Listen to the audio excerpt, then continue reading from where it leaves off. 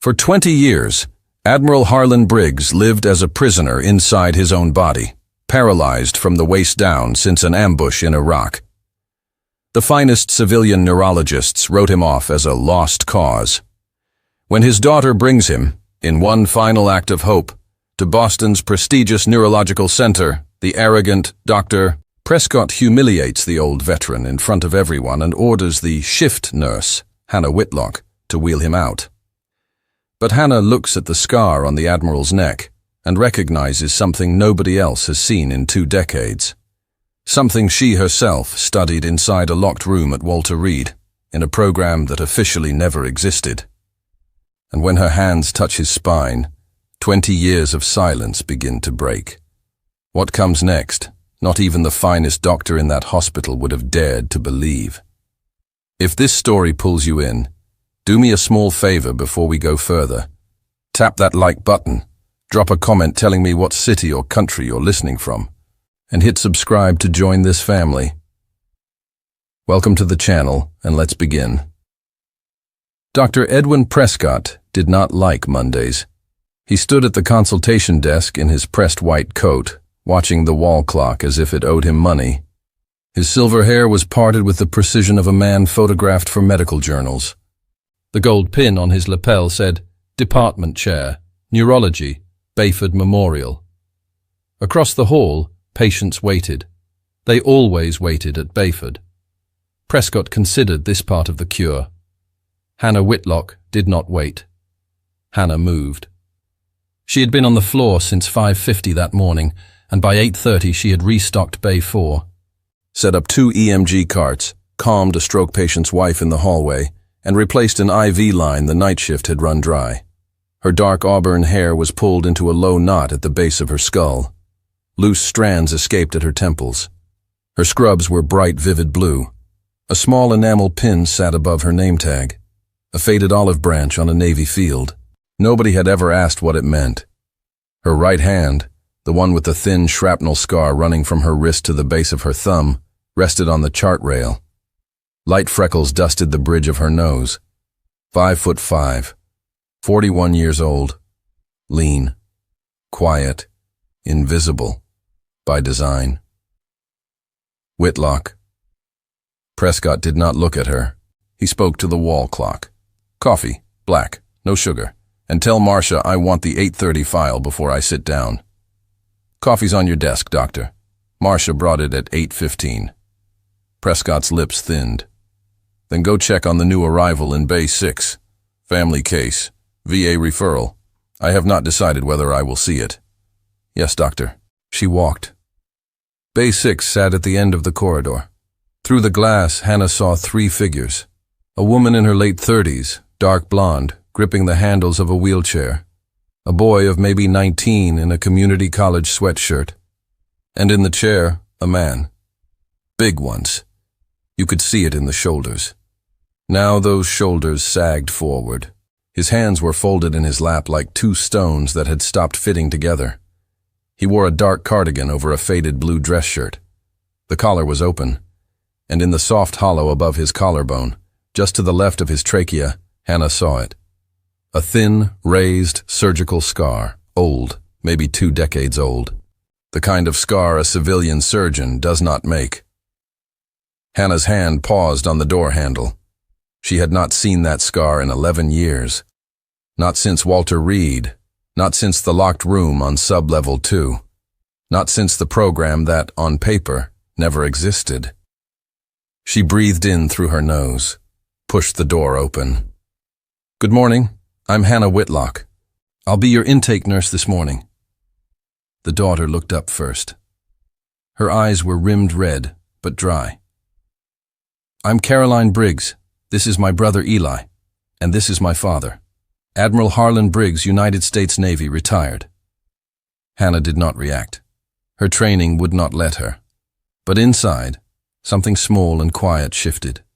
The way a compass needle finds north again after being held off course for a long time. It's an honor to meet you, sir. The Admiral did not raise his head.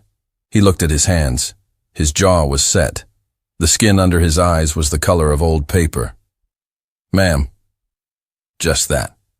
Caroline kept talking because someone had to. We've been to Mayo, Johns Hopkins, 2 clinics in Germany. My father took shrapnel in his lumbar spine from an IED outside Mosul in 2004. Every doctor has told us the same thing. The damage is permanent. The cord is severed at L1. But last year, a Navy doctor at Bethesda said there was a man at this hospital, Dr. Prescott, who had published something about residual nerve pathway recovery. We waited 8 months for this appointment. Hannah looked at the file in the chart sleeve. She did not open it. She did not have to. She already knew what was inside. "May I check your vitals, Admiral?" The Admiral lifted his head, finally. His eyes were the color of slate after rain. "Go ahead, ma'am." She wrapped the cuff, placed her stethoscope. 62, 130/84. Cool skin. Her hand did not shake. Then, gently, she moved his collar aside 1/2 inch. The scar ran 2 inches along the lateral side of his neck, just behind the sternocleidomastoid. A clean, deliberate line. The kind of incision made for vagal nerve access.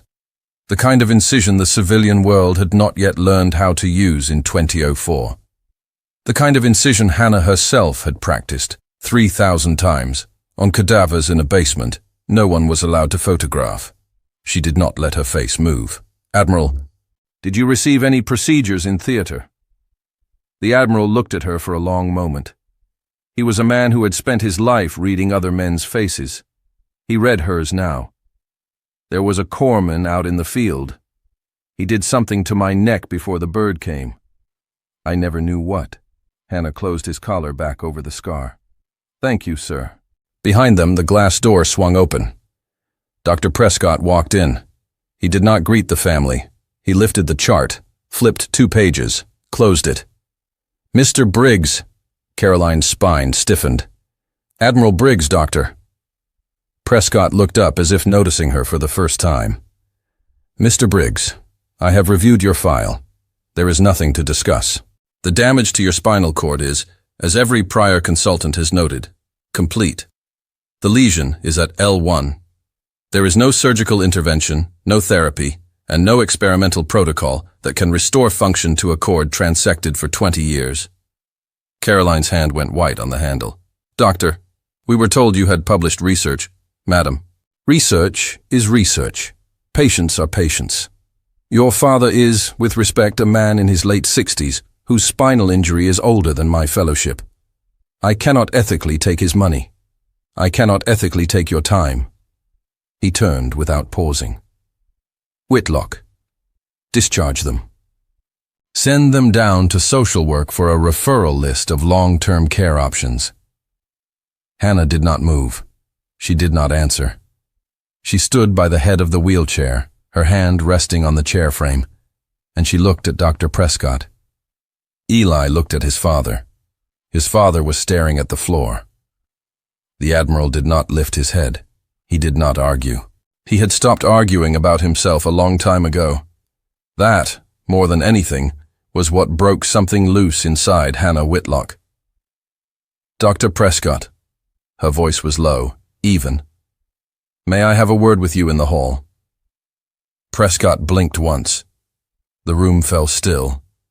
The fluorescent hum overhead seemed louder for a moment.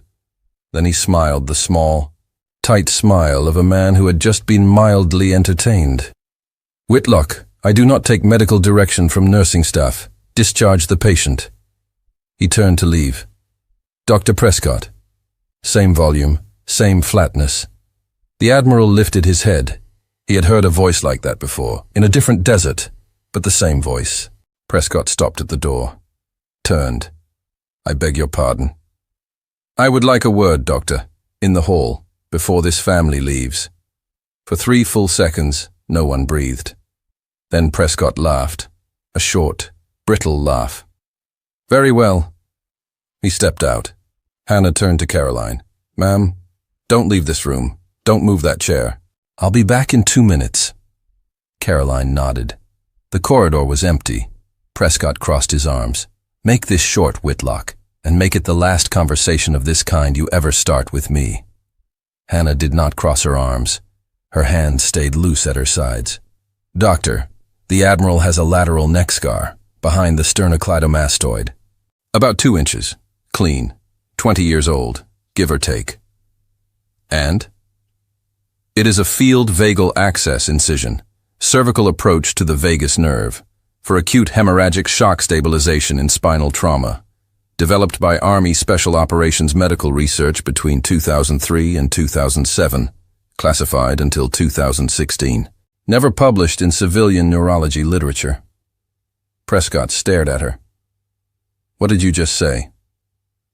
"I said the corpsman in the field that night did something to the Admiral's neck that nobody at Mayo Hopkins or Berlin would have known to look for.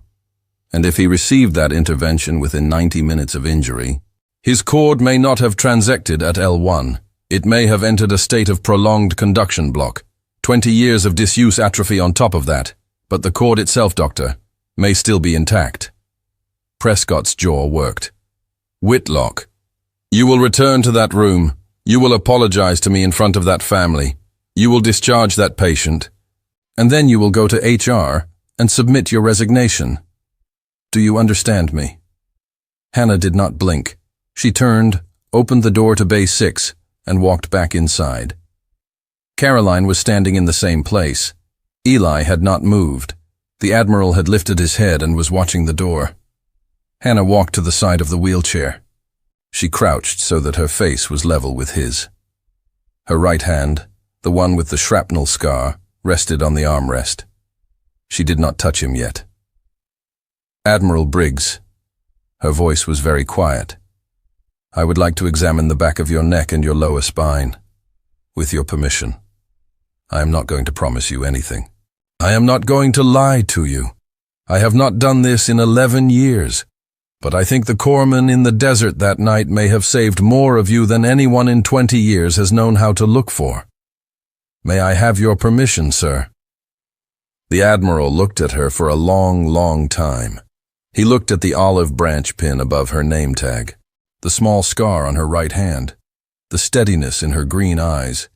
He had spent 40 years of his life learning to read sailors and Marines and corpsmen and combat surgeons.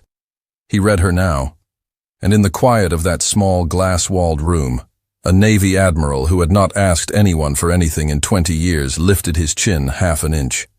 "Yes, ma'am, you may." The glass door of Bay 6 opened with a soft hiss, and Dr. Prescott walked back inside. His face had settled on the flat gray of a man who had decided to enjoy what came next. "Whitlock, I have just called patient services. Mr. Briggs will be discharged in 15 minutes. You will assist them to the elevator. You will return to this department, and you will meet me in my office at 11. Is that clear?" Hannah did not stand up. She did not look at Prescott. She kept her eyes on the Admiral. The Admiral kept his eyes on her. "Whitlock," a little louder. "Doctor." Her voice came out very calm. "I'm going to perform a brief neurological assessment on the patient. With his consent. It will take 6 minutes. After that, the family can make an informed decision." Prescott's jaw tightened. "You will do no such thing." "I'm going to, Doctor." Caroline took half a step forward.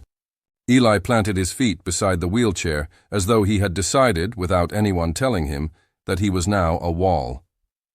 "I want her to," Caroline said. "We waited 8 months, and we have not had 10 minutes of a real exam. Madam, your father's chart has been reviewed by 4 neurologists at this institution alone. He is not a candidate for any intervention. I am going to ask you one time to step aside." "No." It was the Admiral. He had not raised his voice. He did not have to. He had spoken to a 40,000-ton ship from a flag bridge for 20 years before he ever needed a microphone. The word filled the small glass room and stayed there. Prescott blinked. The Admiral lifted his head another half-inch. "Doctor, I have been spoken to my entire adult life, by men with bars on their shoulders, men with stars on their collars, men with their hand on the launch authorization of a Trident submarine. I do not require your permission to allow a woman to put her hands on the back of my neck for 6 minutes." Prescott opened his mouth, closed it. Hannah stood slowly. She walked to the supply cabinet, opened it, and removed 3 items: a small penlight, a reflex hammer, and a thin, flat, folded square of gray fabric sealed inside a clear pouch. The pouch was unmarked. She placed it on the rolling tray. Prescott took 1 step forward. "What is that?" "Reflex hammer." "The pouch. Whitlock. What is in the pouch?" She lifted the pouch. The fabric inside was a peripheral nerve stimulation mat, hand-sewn, with 12 copper contact points arranged in a pattern that no civilian medical supply company in the United States manufactured. It was 11 years old. She had carried it in the bottom of her work bag for every shift she had ever worked at Bayford Memorial.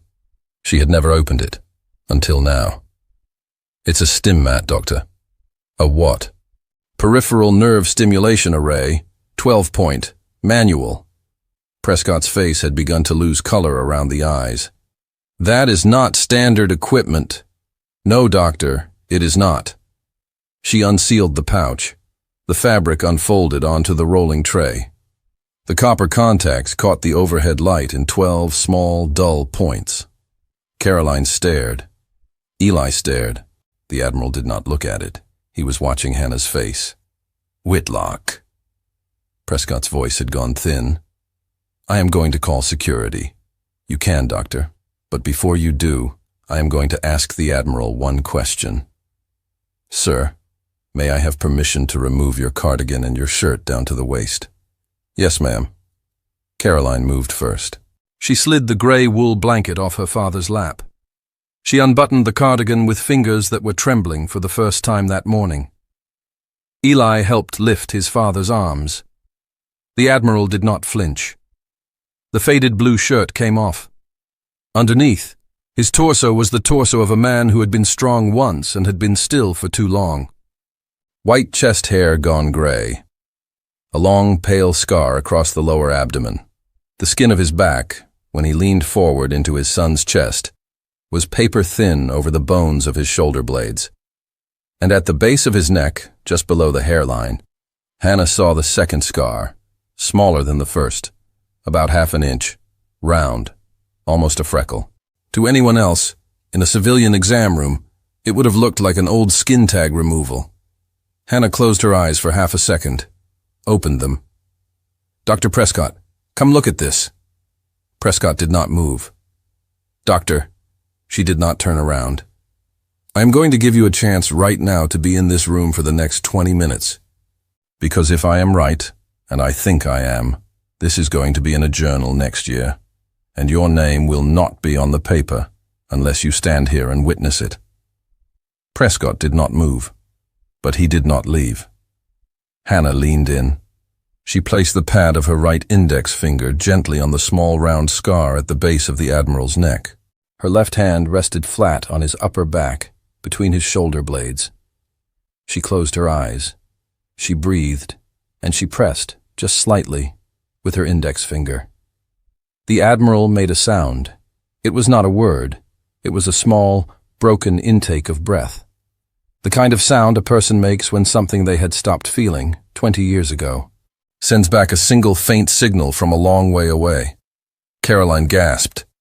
Eli's hand went to his mouth. Prescott took 2 steps forward. "What did you just do?"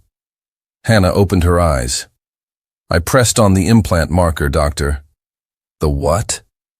"There is a subcutaneous marker under that scar, about 4 millimeters across. It tells anyone who knows what they are looking at that the patient received a subdermal vagal conduction bridge in the field. The bridge does not heal a transected cord. It maintains conduction continuity across a damaged segment indefinitely by routing low-amplitude signals along the vagus pathway as a parallel circuit. Doctor, the Admiral's spinal cord has not been silent for 20 years. It has been on standby." Prescott stared. "That technology does not exist." "It does, Doctor. It just doesn't exist in your literature." Caroline's voice was barely a whisper. "Is he going to walk?" Hannah turned to her. "Ma'am, I don't know. I have not done this in 11 years. The implant may have degraded. 20 years of disuse is 20 years of disuse. But I can tell you one thing. Your father felt that pressure. I saw his trapezius tense on his left side, which means signal is moving, which means there is a road, even if it is a long one. She turned back to the Admiral. Sir, I am going to lay the stim mat across your lumbar spine. I am going to manually pulse 12 contact points in a specific sequence. You may feel pins and needles. You may feel heat. You may feel nothing. If you feel pain, you will say so, and I will stop. Yes, ma'am. Eli, help your father lean forward over the pillow. The boy moved without thinking. He placed the pillow against his own chest and let his father rest his weight against it.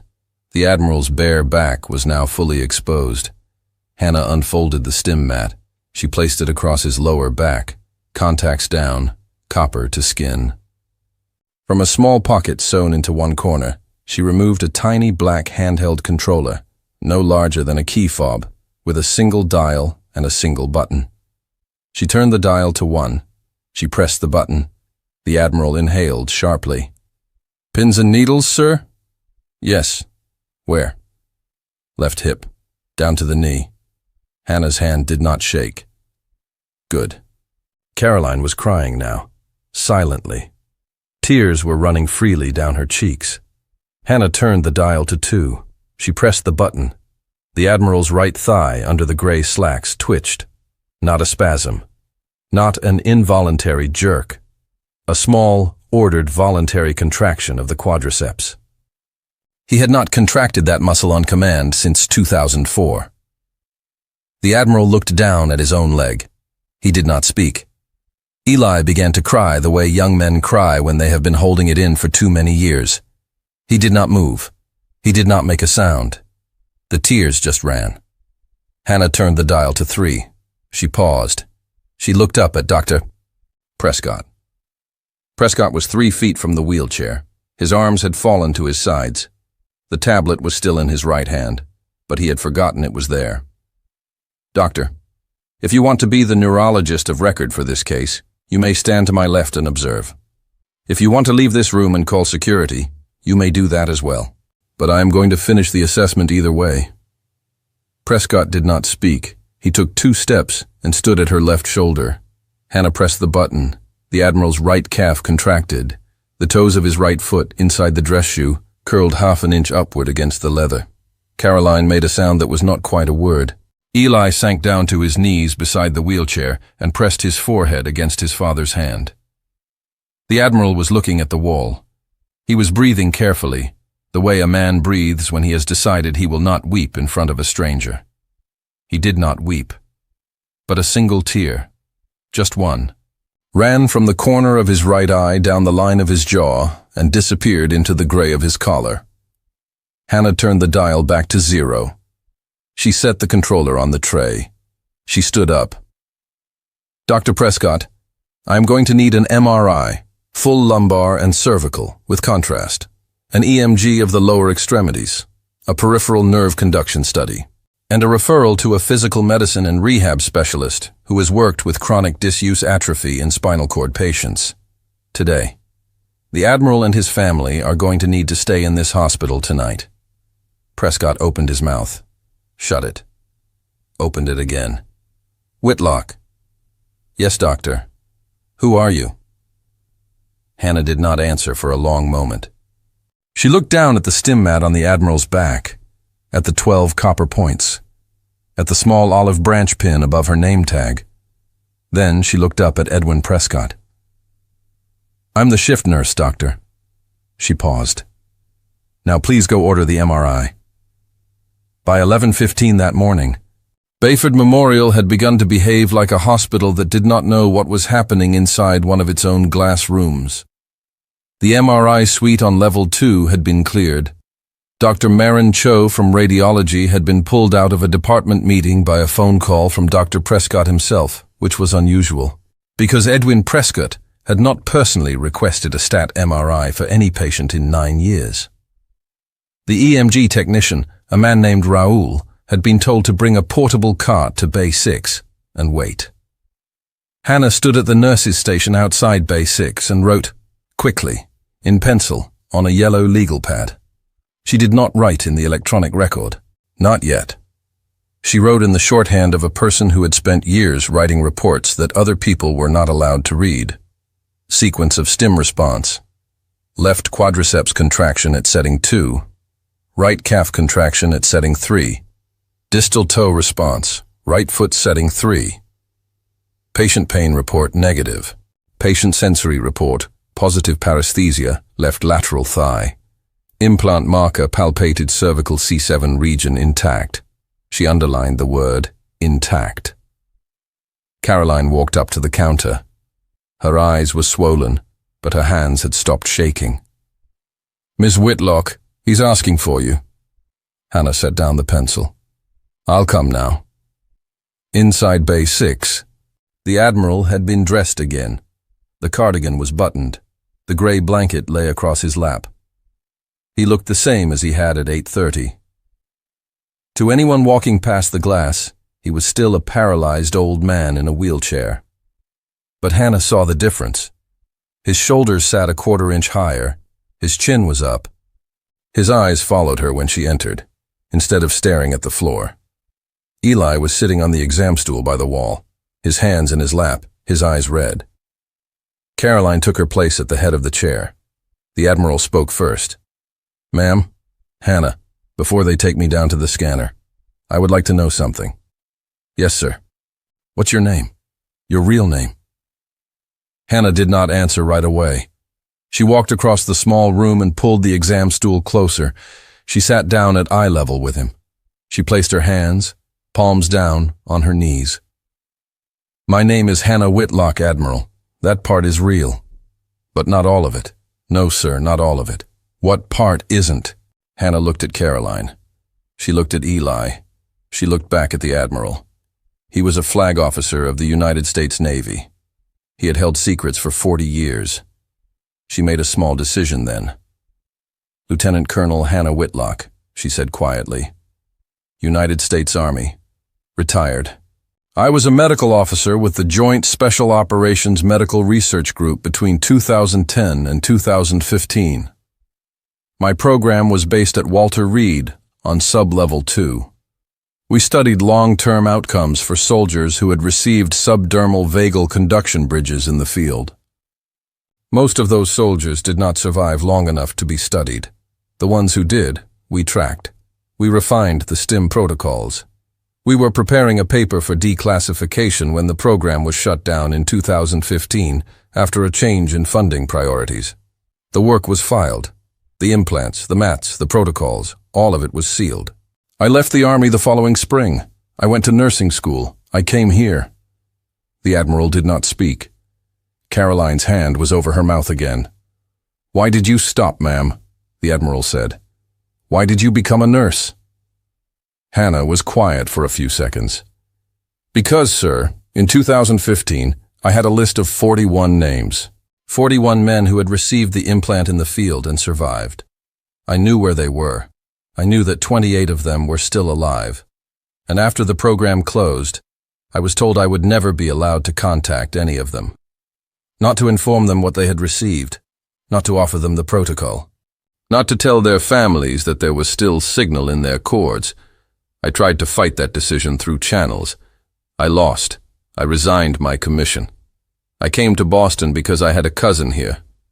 I went to nursing school because I could not bear to be in a hospital where I had to pretend I was something more than a nurse.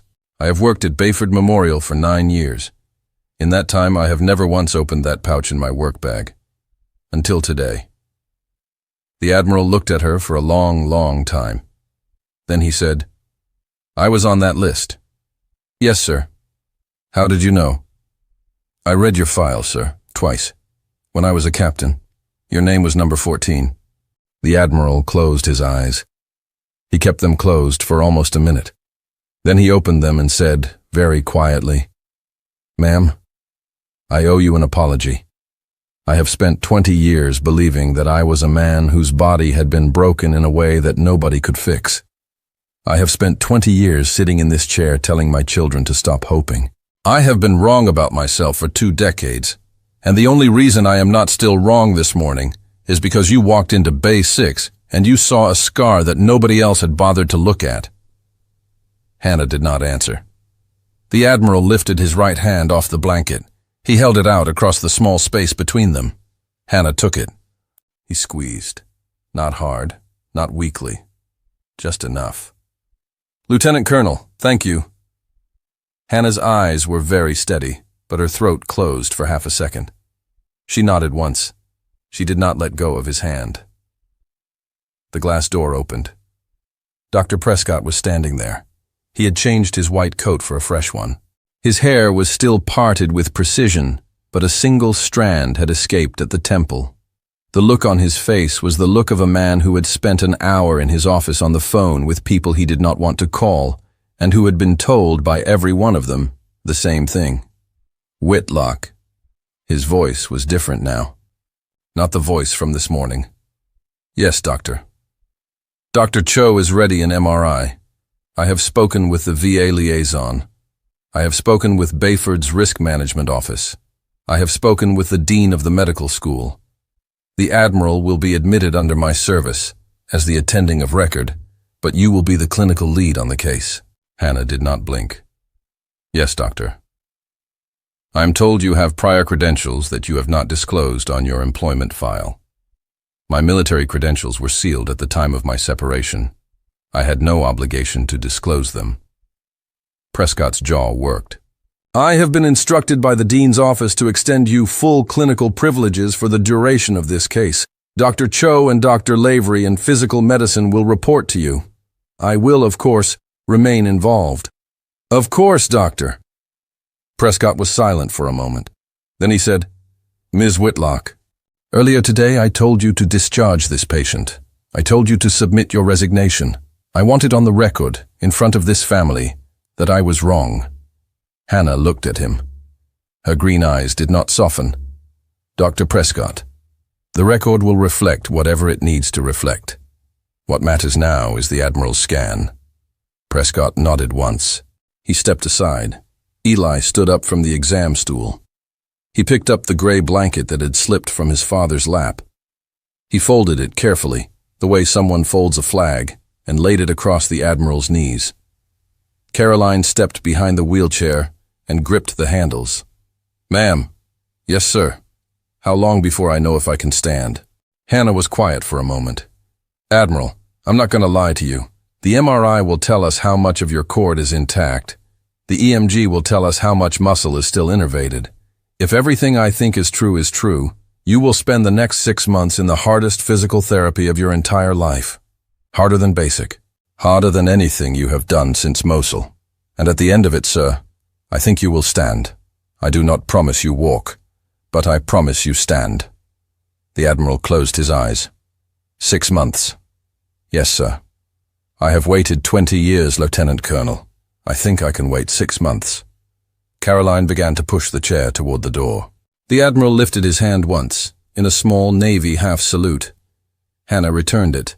The door closed behind them. The corridor outside was full of people now. 2 more nurses, a resident, Dr. Cho, Raoul the EMG tech with his cart, a man in a dark suit from the VA office. They parted as the wheelchair came through, and followed it down the long hall toward the elevators. Edwin Prescott stayed in Bay 6. Hannah turned and began to put the stim mat back in its pouch. Her hands were perfectly steady. "Whitlock." She looked up. "Yes, doctor." Prescott was looking at the floor. He was a man who did not look at floors. He cleared his throat. 41 names. "Yes, doctor." 28 alive in 2015. "Yes, doctor." "How many alive now?" Hannah closed the pouch. "I don't know, doctor.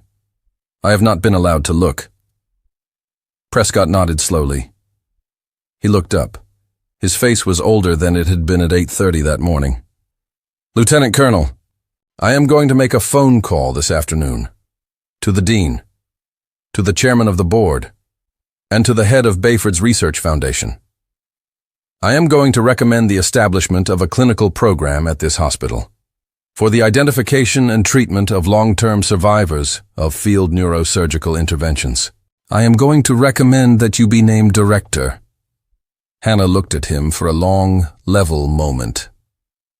"Dr. Prescott, if you do that, you will need to do it because it is the right thing to do for those men. Not because you are uncomfortable about what happened in this room this morning." Prescott did not flinch. "I understand. Thank you, Doctor." Hannah picked up the pouch and her yellow legal pad. She walked past him toward the door. At the threshold she paused. "And doctor?" "Yes." "Coffee on the desk. Black. No sugar. The 8:30 file is on top." She walked out into the corridor. The bright, vivid blue of her scrubs moved down the hall and disappeared around the corner toward the elevators. By 2 in the afternoon, the MRI was done. Dr. Marin Cho came back with the films herself, rather than send them through the system. She found Hannah in the staff lounge, half a sandwich in front of her, untouched. "Whitlock, may I sit, please?" Cho slid a tablet onto the table. She did not turn it around. She looked at Hannah for a long moment. "How did you know?" "I told you, doctor, the scar. The cord at L1 is not transected. It is compressed. It is atrophied. But the dura is intact. There is a bright signal along the lateral aspect that I have never seen in 20 years of reading these films. It looks like a parallel filament, almost like a second cord running outside the column. It is not a second cord. It is the bridge. The subdermal vagal conduction bridge." "Yes, doctor." Cho was quiet. "You said this technology does not exist in our literature." "It doesn't. I am going to need to learn it." "Yes, doctor. So is the rest of the country." Cho looked at the tablet. She looked at Hannah. Her hand was on the device, but it was trembling just slightly in a way that Hannah recognized. The way a doctor's hand trembles when the floor of what she believes shifts under her. "Lieutenant Colonel." "Yes." 20 years. He's been in that chair for 20 years. "Yes." "I read the films at Mass General the year I started. I have read every film of his spine that exists. None of us saw this signal. Not one of us." "Doctor, the bridge is not visible on standard imaging. The signal only appears when you know what frequency band to amplify. The protocol is in the declassified Walter Reed packet from 2016. It was published as a footnote in a single appendix." "A footnote?" "Yes, doctor." Cho stood up. She picked up her tablet. She did not say anything else. She walked out of the staff lounge with the careful steps of a person who has just received instructions she does not yet know how to follow. Raoul came in 20 minutes later with the EMG. Strong residual motor neuron activity in 3 of 4 major lower extremity muscle groups. Quadriceps both sides, right calf, left tibialis, anterior. The hamstrings on both sides were weak but present. Hannah wrote the numbers down on her yellow legal pad. Her hand did not shake. By 2:40, she was walking down the long hall to the patient suite they had given the family. Caroline met her in the corridor before she reached the door. The daughter's eyes were rimmed red, but her hands had stopped shaking some hours ago. "Ms. Whitlock." "Caroline." "He's going to walk." Hannah looked at her. "He has the cord to walk with. He has the muscles to work with. He has the nerves to deliver signal. He now has to do 6 months of the hardest work of his life. But yes, he is going to walk." Caroline put her hand over her mouth. She did not cry this time. She just nodded and turned away and walked 3 steps down the hall and stopped with her hand on the wall and stood very still. Hannah let her. By 3 p.m., the meeting started. The dean of the medical school, Eleanor Pace, a small, precise woman in a grey suit. Prescott. Risk management. 2 attorneys from Bayford's legal counsel, the VA liaison. A man Hannah did not yet know from the Bayford Foundation. And Hannah. Pace did not waste time. She wanted to know how Hannah had obtained the stim mat. Hannah told the truth. She had it when she left the army. The program had been informally encouraged to retain personal training kits in the months before closure. The mat had been signed for under her name in the final inventory. The program was declassified in 2016. She had violated no laws by keeping it. The protocols were no longer secret. The VA liaison wanted to take the Admiral back to a VA facility. Hannah said no. Caroline, through her, said no. The Admiral, through his daughter, said no. Prescott said no. Bayford had assumed clinical responsibility. The liaison sat back in his chair. He did not push. Then Pace asked the question Hannah had been waiting for. "Lieutenant Colonel, how many other men are out there?" Hannah did not flinch. 41 originally, 28 alive when I last had access to the list, 11 years ago. We need to find them. Yes, ma'am. I want a task force. I want it built today. I want you running it. Hannah looked at Prescott. Prescott did not look surprised. He nodded once.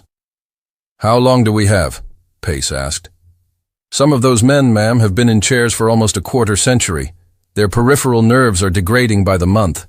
Every man we reach in the next 6 weeks has the best chance. After that, the window starts to close, person by person." Pace took a long breath.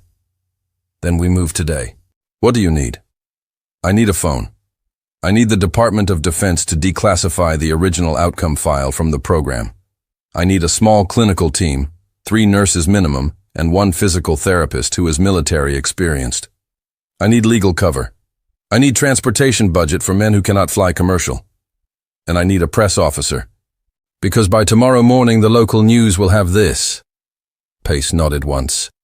"Done." By 4 o'clock she was in a new office. They had moved her. A small empty room on the 2nd floor next to the neurology library. 3 folding chairs, a desk, a phone, a window that looked out on the parking lot. She did not need more. She made a call to her former CO at Walter Reed. The number was disconnected. 9 years. She made another call. Captain Daria Beck, now Dr. Daria Beck, private neurology practice in Bethesda. Daria picked up on the 3rd ring. "Hannah. Dar. I just saw the news. Tell me it's true." "It's true." "Oh my God. Dar. I need help. I have 28 names. I need to find them. I need the original implant files. I need someone who knows the protocol and is not afraid. I'll be there tomorrow morning. Hannah." "Yes. I've been waiting for this call for 11 years. "Same, Dar." Hannah hung up.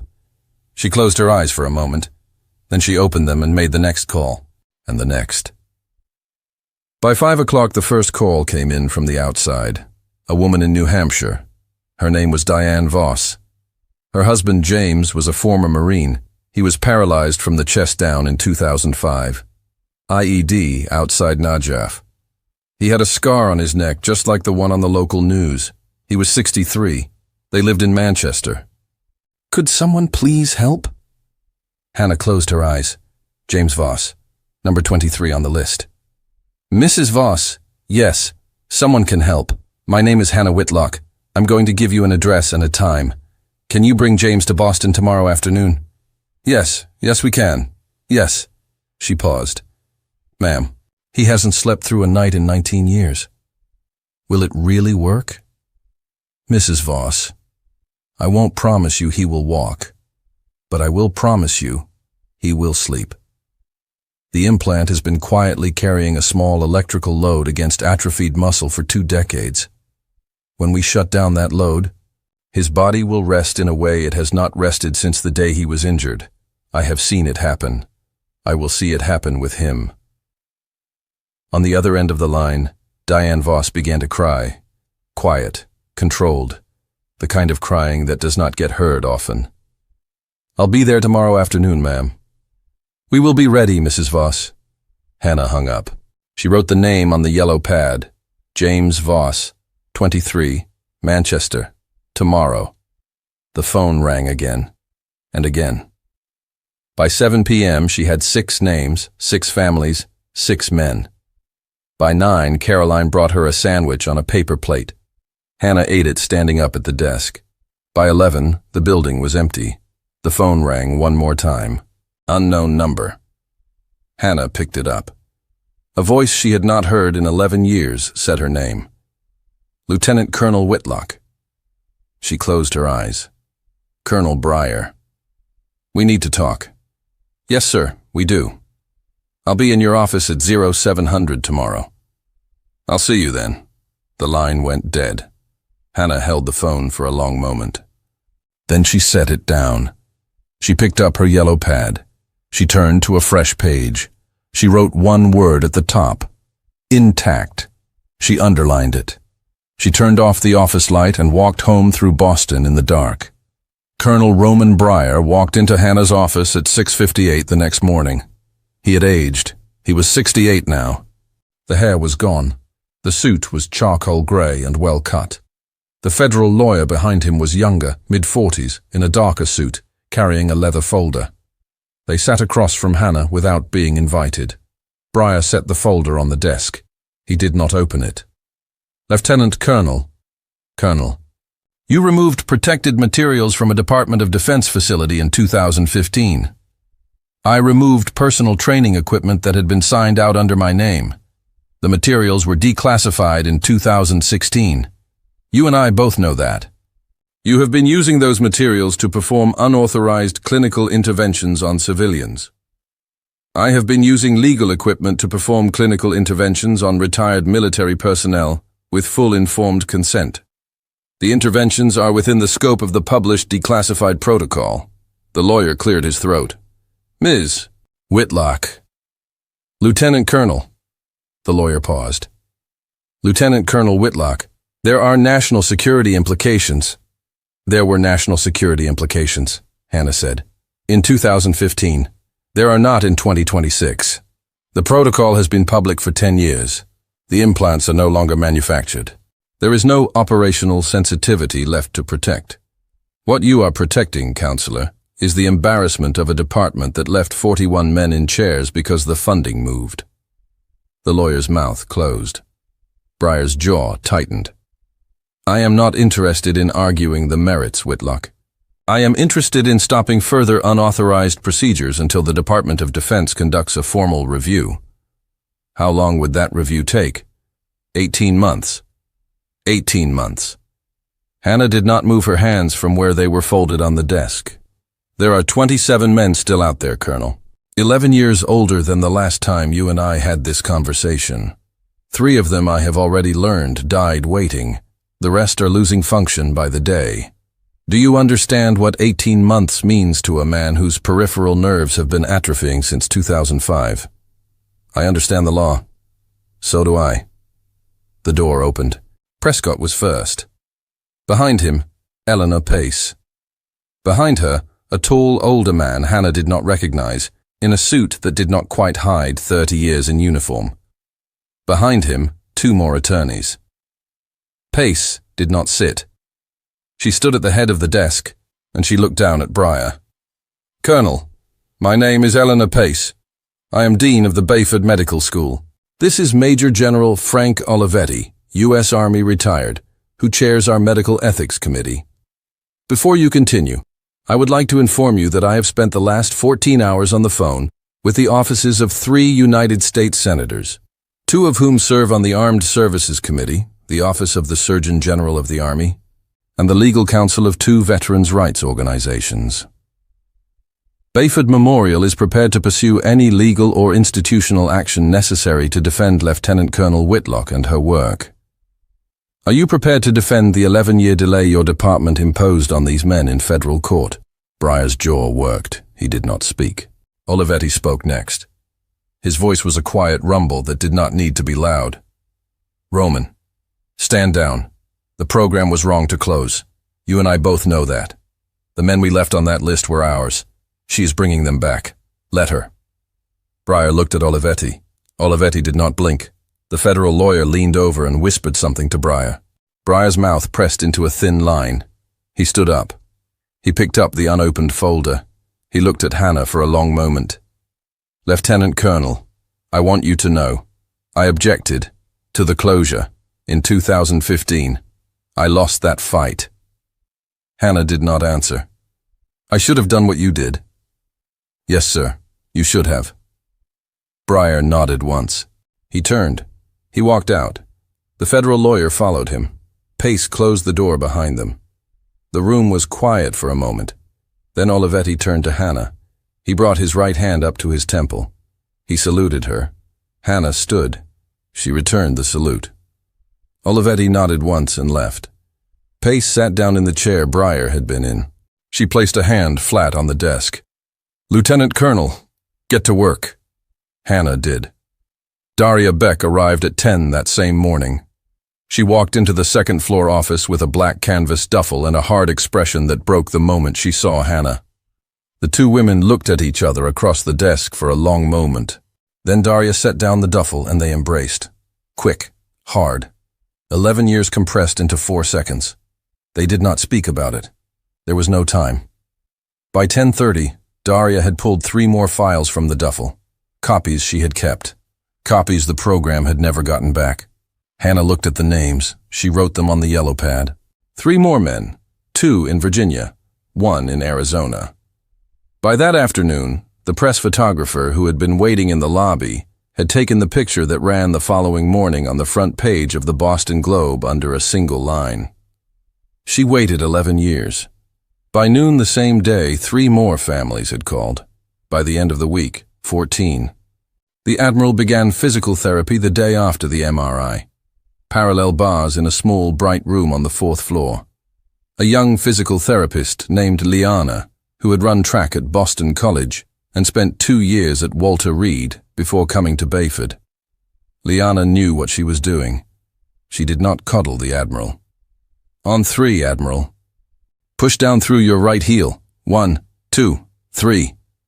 The Admiral pushed. His leg shook. The right knee straightened half a degree. He gasped. Caroline watched from the doorway. Eli held one of the bars.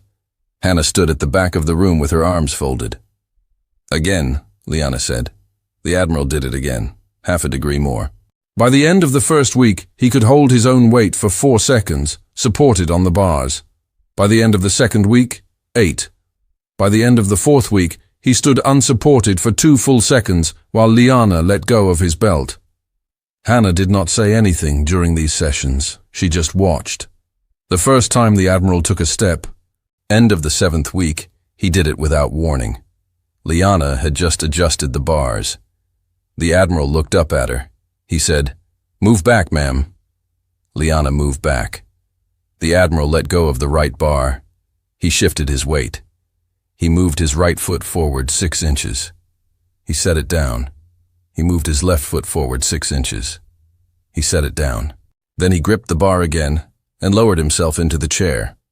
He looked at Hannah, who had been standing by the door. He did not smile.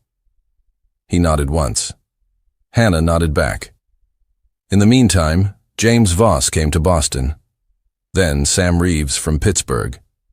Then a man named Eduardo Ortega from Texas, who had been in a chair since 2006 and who broke into ragged sobs the first time Hannah pressed her finger to the marker on his neck. She kept her face composed for him. She wept later, alone, in the stairwell at the end of the 3rd-floor neurology wing, where nobody went. James Voss did sleep that first night. His wife told Hannah in the hallway the next morning that her husband had not slept 8 hours in 19 years, and that she had sat in the chair beside his hospital bed all night, watching him breathe, and that at one point she had touched his hand, and his hand had moved back. Just an inch. Just enough. The wife was a tall woman with iron-gray hair, and she did not cry while she told Hannah this. She just kept her hand on Hannah's forearm and squeezed once. Doug Kerrigan came in late June. He had served alongside the Admiral in Mosul, number 31 on the list. The first thing he said when he saw Hannah was, "Ma'am, my wife wants to know if you take hugs." "On occasion, Mr. Kerrigan. This is one of those occasions." His wife hugged her. Hannah did not let her face move, but her hand stayed pressed against the woman's shoulder for 3 full seconds before she stepped back. Not everyone could be saved. One of the original 28 had died of unrelated illness in 2020. 3 could not be located despite the FBI being involved. 3 more were too far gone. The muscles too atrophied, the implants too degraded, the bodies too tired. Hannah met with each of them. She did not lie. She told them what the technology could and could not do. They thanked her anyway. One of them, a man named Walter Yates, who had been a ranger in 2004, gripped her hand at the end of the meeting. "You came back for us, Lieutenant Colonel. You came back." "Yes, sir. I came back." He died 6 weeks later. His wife wrote Hannah a letter. The letter said only one line. He died knowing somebody had remembered. Hannah kept the letter in the top drawer of her desk. That night, Hannah sat alone in her office until 2 in the morning. The phone did not ring. The building was quiet.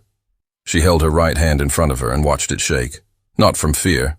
Not exactly. She had carried that pouch for 11 years. She had carried those names for 11 years. She put her hand down. She picked up the pencil. She turned to a fresh page on the yellow pad. She wrote a number at the top. 18. She underlined it. She turned off the office light. She walked home through Boston for the second time that week, and the air was colder than she remembered it being in any November before this one, and the streetlights were on in long, even rows, and she did not feel small. 6 months after the morning Hannah Whitlock walked into Bay 6 and saw a scar, Bayford Memorial held a small ceremony in the hospital auditorium. It was not a press event. Those had already happened. There had been 3 weeks of national coverage in November after the Globe's first story, then a quieter month, then a piece in the New England Journal of Medicine in February with both Hannah's name and Prescott's on it. Prescott had insisted. The journal piece was technical. The press coverage was not. The ceremony today was internal. The dean, the board, Bayford staff, the veterans and their families. The auditorium held 200 people. It was full. In the front, 3 rows sat the men, 12 of them, each wearing his service uniform, Marines, Army, Navy, Air Force. Each one had been in a chair when Hannah opened the pouch in November. Each one was now standing for at least part of the day. 6 of them walked with canes, 4 with light braces, 2 unassisted. Eduardo Ortega in his Marine dress blues, James Voss beside him in his, Sam Reeves in Army Class A, Doug Kerrigan in Navy whites, 6 others in various combinations of dress uniform. Some of the men had lost so much weight in their years of paralysis that their uniforms hung loose. They had been told they could wear civilian clothes, and they had refused.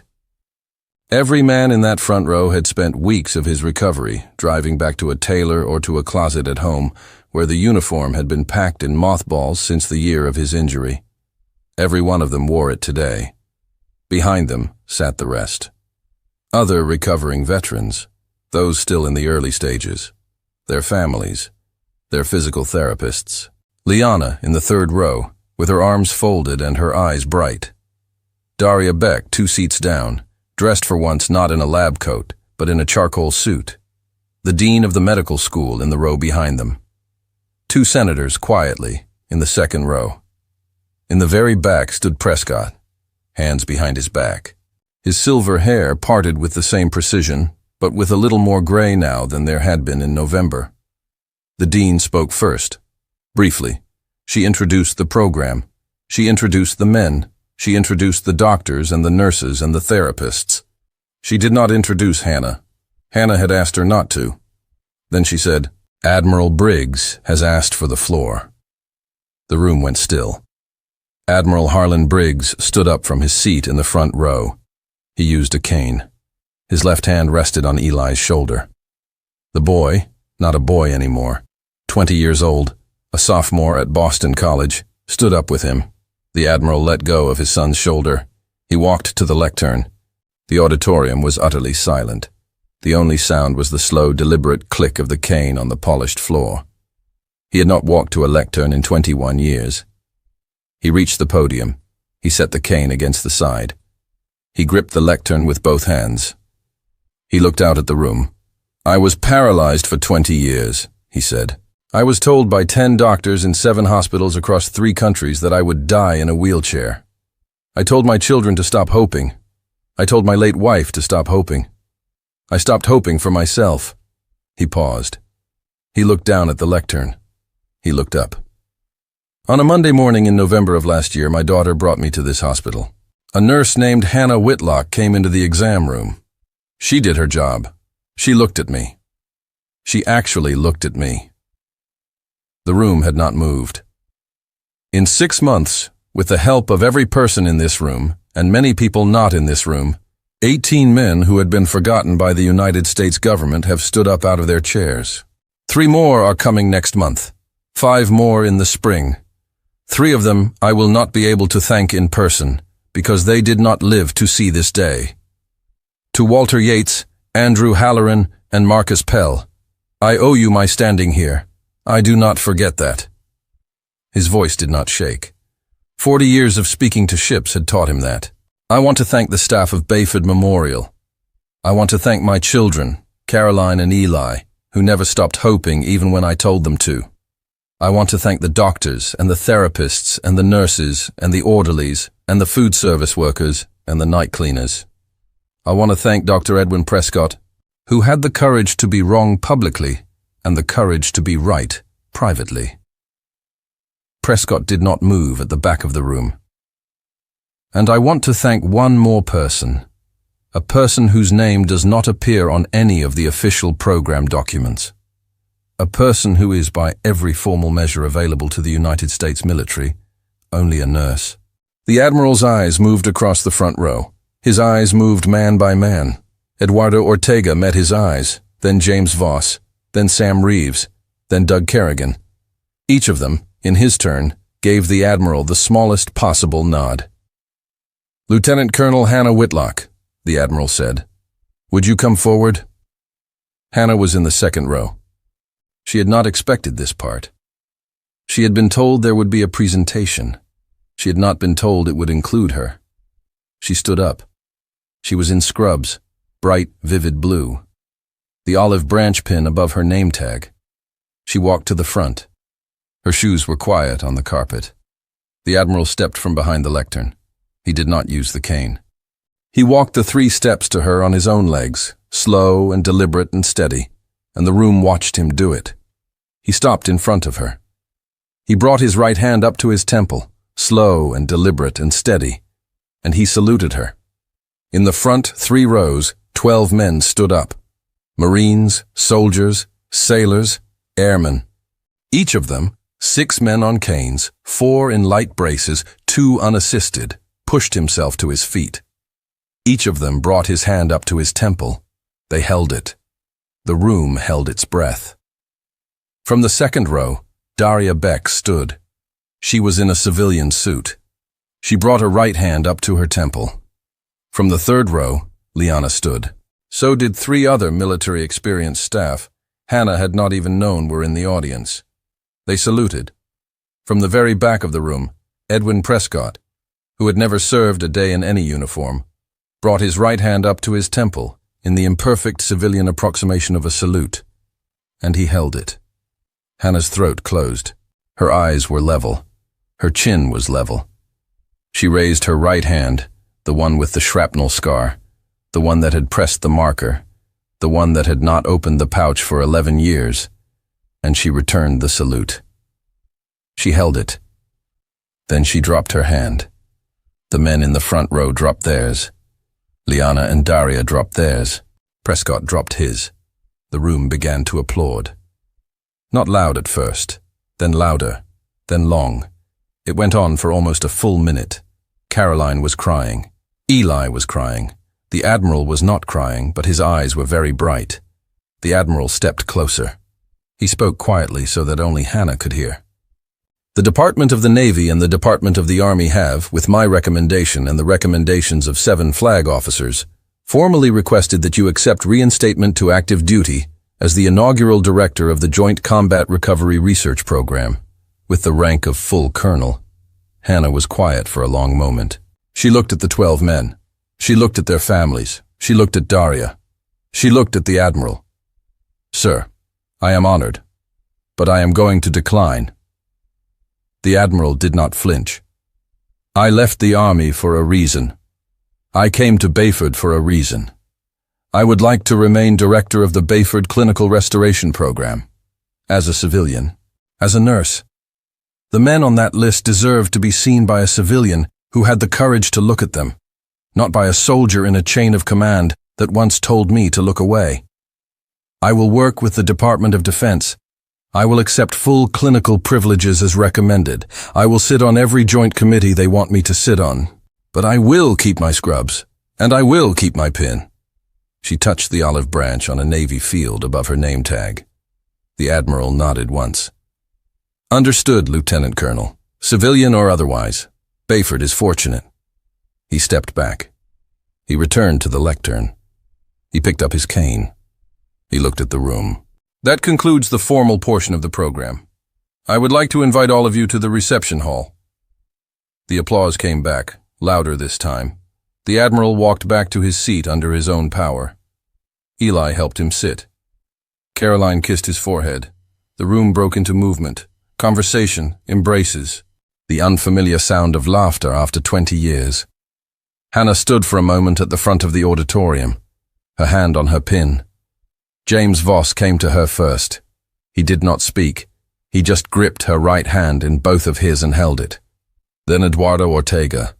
Then Sam Reeves. Then Doug Kerrigan, who said, "Ma'am."